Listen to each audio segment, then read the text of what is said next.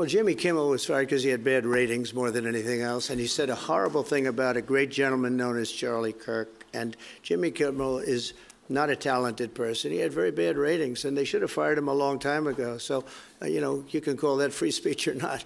He was fired for lack of talent.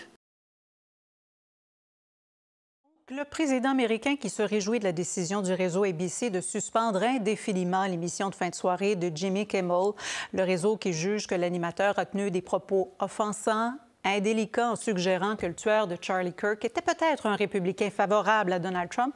On va l'écouter d'ailleurs. We hit some new lows over the weekend with the MAGA gang desperately trying to characterize this kid who murdered Charlie Kirk as anything other than one of them and doing everything they can to score political points from it. Personally, how are you holding up over the last day and a half, sir? I think very good. And by the way, right there, you see all the trucks? They've just started construction of the new ballroom for the White House. This is not how an adult grieves the murder of someone he called a friend. This is how a 4-year-old mourns a goldfish.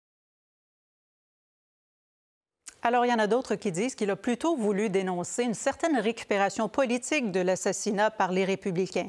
Est-ce qu'on est en présence de censure, de différence de point de vue? Qu'en est-il? Bien, je vais poser la question à mes invités suivants. Martine Saint-Victor se joint à nous, stratège en communication. Bonsoir, Martine. Bonsoir. Alors, Yves Boisvert s'en vient, journaliste à la presse que l'on va retrouver à Washington. Il va se joindre à la discussion. Écoutez, tout d'abord, vous les avez entendus comme nous, les propos de Jimmy Kimmel à l'égard de Charlie Kirk. Ce sont des propos qui ont été jugés inappropriés. Vous en pensez quoi? Des propos ou de la décision? Ah, je vous dirais les deux à ce moment-là. Oui.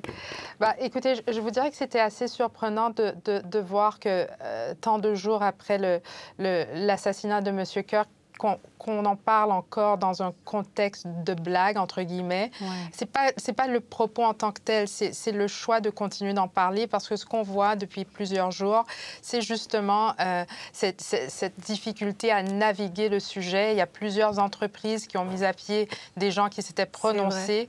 Évidemment, il y a un manque de nuances. Tous les propos n'ont pas été les mêmes. Il y a les gens qui se sont réjouis. Ça, c'est une chose. C'est très malheureux, c'est une chose. Mais il y en a d'autres qui ont tout simplement remis les faits, mis le personnage de M. Kirk en contexte parce que certains médias ont plutôt, si vous voulez, adouci une image d'un personnage qui était beaucoup plus qu'un influenceur conservateur, comme plusieurs l'ont nommé. Donc, et en plus, M. Kimmel fait partie d'une cible de M. Trump depuis longtemps, et pas seulement de M. Trump, de toute une aile du parti MAGA, si vous voulez. Donc, c'était surprenant de voir qu'encore hier, M. Kimmel ne se prenait pas à M. Kirk, mais adressait le sujet. Donc, cette décision, elle est justifiée, selon vous, du réseau ABC? Ce n'est pas non seulement la décision du réseau ABC, mais aussi de diffuseurs locaux, là? Non, justifié, non.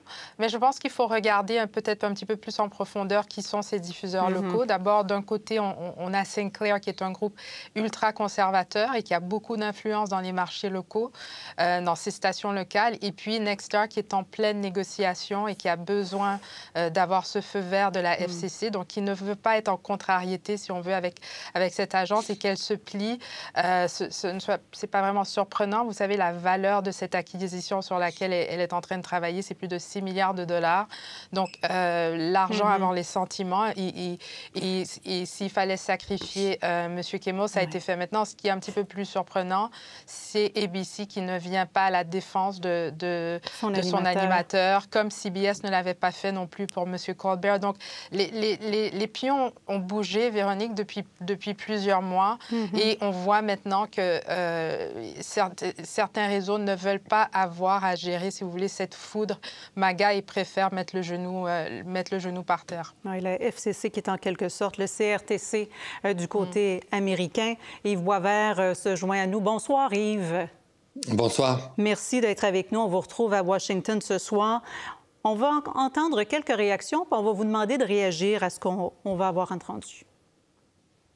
In the world of somebody who is an authoritarian, maybe a dictatorship, sooner or later everyone is going to be touched. Trump and his allies seem to want to shut down speech that they don't like to hear. This is what dictators do. And now Donald Trump is targeting Seth Meyers and Jimmy Fallon. He just doesn't like them because they make fun of Donald Trump. This is the deciding moment. This is what authoritarianism looks like right now. In this country, it's happening. He didn't end the Ukraine war, but he did end freedom of speech.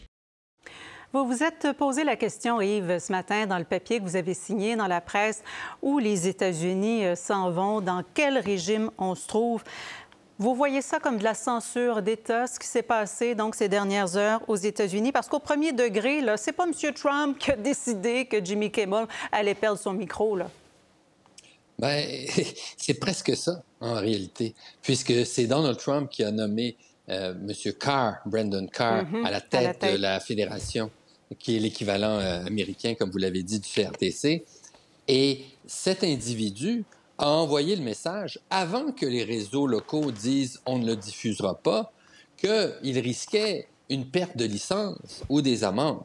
Et c'est clair que c'est un ennemi parce que c'est comme ça que Donald Trump considère ses contradicteurs, un ennemi de Donald Trump. Et Donald Trump, écoutez, hier, il est dans un souper de gala au château de Windsor et prend le temps sur les réseaux sociaux de se réjouir de ce grand jour pour l'Amérique, lui qui est censé être un champion de la liberté d'expression, de la suspension de Jimmy Kimmel. Alors, oui, pour moi, c'est de la censure d'État. Et vous avez, justement, on vient d'entendre David Letterman. Une autre chose qu'il a dite, c'est un président sérieux ne doit pas être en train de gérer un réseau de télévision ou s'occuper de ce qui, disons, il y a 4 siècles, aurait été le bouffon du roi. Parce que c'est un humoriste à la fin, avec Jimmy Kimmel, même s'il fait de l'humour politique. Alors, donc, c'est très personnel, comme à peu près toutes les décisions politiques de Donald Trump. Donc, pour moi, oui, c'est extrêmement inquiétant et ce n'est pas simplement des pressions ou, disons, une faiblesse d'un réseau déclinant.